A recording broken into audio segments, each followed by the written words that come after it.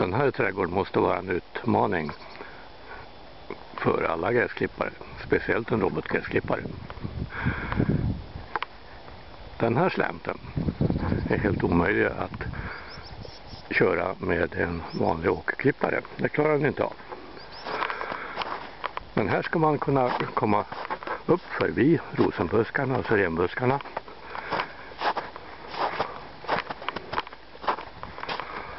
Och sen vidare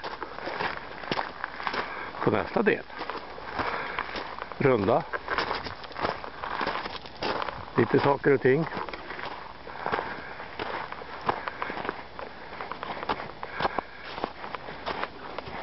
Klara bärbuskar, tall.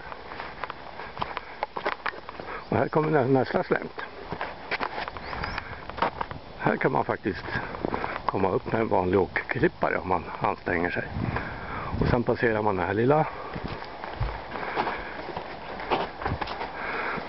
Och vidare förbi bärbuskar. Där uppe på potatislandet.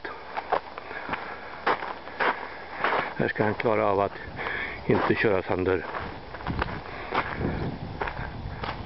staket och grejer. Förbi äppelträdet. Och sen ner utmaningen här.